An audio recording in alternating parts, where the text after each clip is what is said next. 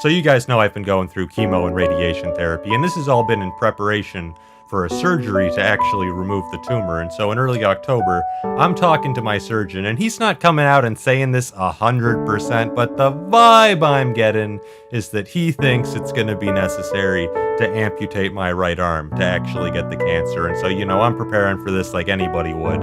I got a Google Doc open. I'm writing down all the jokes I'll be able to tell when I have one arm, like, if you're happy and you know it, clap your hands.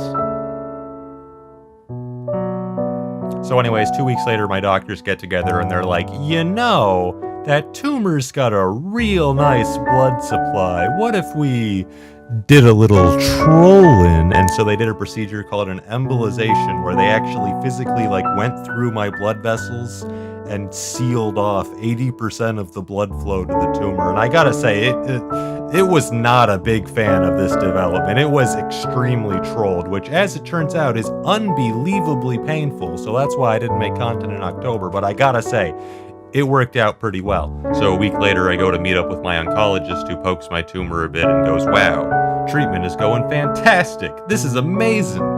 Oh, your arm? Don't even worry about your arm, bro. Your arm's gonna be fine." And I'm like, oh, so this is pretty nice, Having two arms is pretty convenient. I'd like to continue this trend. And so 3 days later, I have an appointment with my radiation therapist, who tells me, oh, yes, I actually just had a meeting with your surgeon, and we've been going over the post-embolization scan, and we've determined that the cells dying off have caused the tumor to swell dangerously, and we need to cancel all treatment and amputate your right arm next week, and it might be too late. And I'm like, I thought things were good. And then my surgeon calls mid-appointment and has me schedule an appointment so that my family and I can make, and I'm quoting directly, a difficult decision. At this point, I'm sitting here like, goodbye, right arm.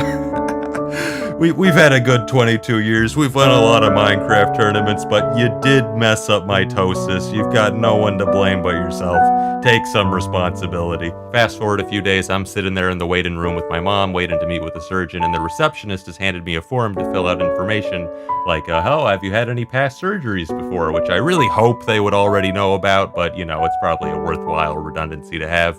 But I don't remember all the exact dates I had them on, so I pull out my phone to look it up, and when I pull out my phone, I see, oh, hey, I have a new procedure scheduled on November 8th, and it's called arm amputation. Hey, I think I know how this meeting's gonna go.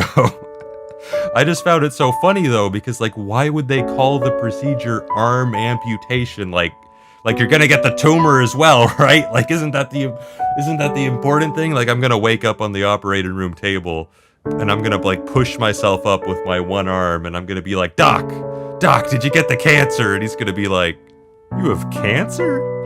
Wow, that's crazy. You should see a doctor about that. I showed the schedule to my mom, but for some reason she didn't find it as funny as I did. So at this point, I've completely given up on keeping both of my arms, and I'm just hoping I can get an amputation, because they were saying it might be too late, and that just sounded a little ominous to me. So we get called in to meet with the surgeon, and he says there's 2 different operations we could have, and he's reasonably confident he could do either of them successfully. And so our first option is to have a limb salvage procedure, where they remove a couple muscles, a bit of bone, but they get the tumor out, and you basically keep your whole arm. Or the second option, we could just do a 4-quarter amputation. So my mom asks, if this was your child, what would you do? And he says, yeah, I'd probably keep the arm. And I'm like, would amputating increase my survival odds compared to the other one? And he goes, no, not really. Well, then why would anyone do that? Why was this presented as an option? So yeah, we decided to do the first one, and he turns to his computer and goes, all right, and according to the scan here, the situation seems pretty safe right now, so we can go ahead and postpone the procedure another 10 days to give your body time to heal from radiation. And I'm like, according to the scan? Bro, that's the same scan you guys had last week.